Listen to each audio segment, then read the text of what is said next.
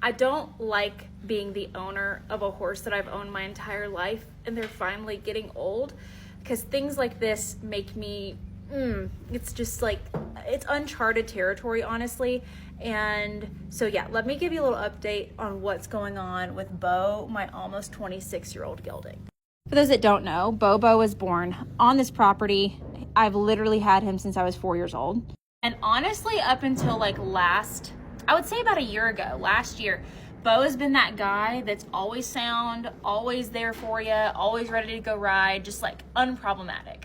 But then within the last year, we started kind of having some issues with his weight, which we figured out. His weight looks so much better going into this winter than last winter.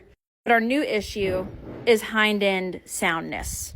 So he's just really uncomfortable in his hind end right now. He started showing lameness and uncomfortability in his hind end while I was in Ohio. And so my vet came out while I was gone, did x-rays. We determined that he needed to be injected because he does have ring bone, which we did not see in previous radiographs, in his ankle joints. Ring bone being like a degeneration of that joint. It's kind of like arthritis, and he's already been on medication for arthritis. We have him on Osphos, we have him on Adequan. Now this horse, there's no like stone unturned, right? Like we do acupuncture for him every 6 weeks. We do chiropractic every 6 weeks. He gets PEMF weekly and massage weekly because he's that guy. He deserves it. This is his retirement. We want to keep him comfortable. He's also on bone supplements, and he's on, like, he did have a bout where we saw that his levels showed EPM for a little bit, and so we treated him for it, but we're told we didn't have to continue that medication. So due to this hind end issue, we just started that medication again, just to kind of like, cover all of our bases.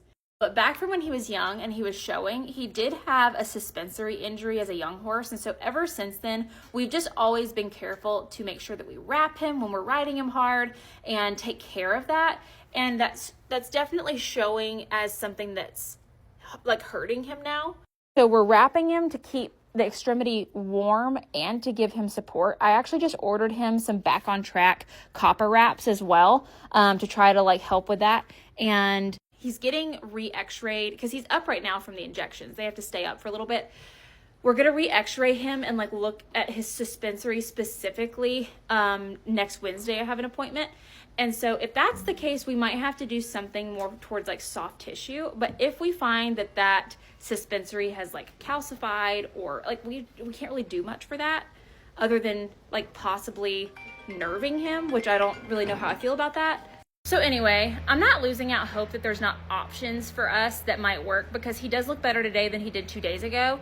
And, I think the cold weather coming, that definitely is going to aggravate arthritis. That's definitely going to accentuate those issues if he was being uncomfortable in some spaces. But I just want to make sure we're not letting any of this go too far without trying to find what works for him. So anyway, right now we're kind of in like the diagnostic stages and trial and error. And that's the one thing that's bad about horses, is they can't like tell you what's hurting specifically.